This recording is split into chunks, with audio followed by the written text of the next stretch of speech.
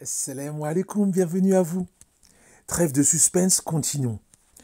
Donc, Ez-Zubair, qui avait été élevé dans la dureté pour le forger, était donc devenu un habile cavalier qui maîtrisait le tir à l'arc et l'épée, comme nous l'avons dit la dernière fois.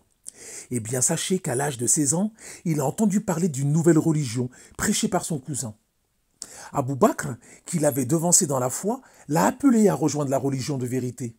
Et très vite, Ez-Zubair répondit à l'appel d'Allah, qui fit pénétrer la foi dans son cœur. Après sa conversion, sa famille le renia et ne cessa de lui faire subir de nombreux sévices. Son oncle, Naoufel ibn Khuwaylid, avait l'habitude de le torturer pour le pousser à quitter sa nouvelle religion. Comme beaucoup d'autres musulmans, il fut contraint d'émigrer vers l'Abyssinie pour fuir les persécutions des Quraysh. Mais son séjour ne dura que peu de temps, car très vite il retourna à la Mecque pour être aux côtés du prophète alayhi salatu wassalam. Ez-Zubair était alors devenu un homme fort de son âge et la situation des musulmans s'était quelque peu améliorée à la Mecque, suite aux conversions de Hamza et Omar. Un jour, une rumeur se propagea à la Mecque selon laquelle le prophète alayhi salatu wassalam avait été fait prisonnier. Il sortit aussitôt, son épée à la main, afin de lui venir en aide. En chemin, il croisa le prophète alayhi salatu wassalam qui l'interrogea. « Que se passe-t-il » ? J'ai été informé que tu avais été fait prisonnier par les Quraysh. Il répondit à Zubair. Et le prophète alayhi salam lui a demandé « Et que comptais-tu faire avec cette épée ?»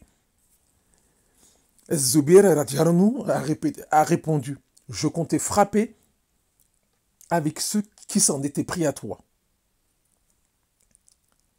Le prophète alayhi salam invoqua alors en sa faveur et en faveur de son épée. Après son retour à la Mecque, Ez-Zubair se maria avec Asma, la fille d'Abou Bakr.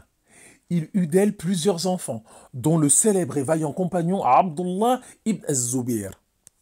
Lorsque le prophète sallallahu alayhi wa a ordonné aux musulmans d'émigrer à Médine, les compagnons quittèrent progressivement la Mecque, en se cachant pour éviter d'être retenus par les polythéistes de Quraysh.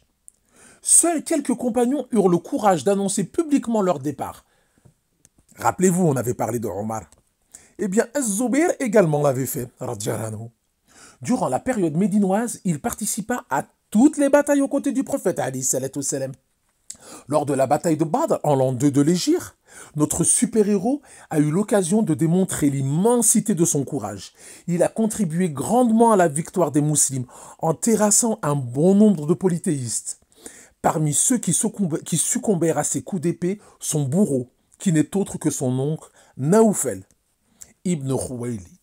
Au cours de la bataille, Allah envoya des anges qui aidèrent les musulmans. Le prophète alayhi salatu salam informa que les anges prirent l'apparence de Ez-Zubair, puisqu'il portait, tout comme notre super-héros, un turban jaune. Subhanallah. Alors, vous connaissiez ce détail? Après la mort du prophète alayhi salatu salam, il resta une épée dégainée dans la main des califes bien guidés successifs. Il ne laissait aucune occasion de lutter dans le sentier d'Allah sans la saisir. Il a participé notamment à la conquête du Chem et de l'Égypte. En Égypte, il a eu un rôle décisif. Omar, alors calife de l'islam, l'a envoyé en renfort à la tête de plusieurs milliers d'hommes afin de soutenir Amr ibn al-As et son armée. Après un long siège de la cité de Babylone, Ez-Zubair trouva une ruse pour y pénétrer et fut ainsi le super-héros de cette bataille. Le prophète alayhi salatu salam informa de son vivant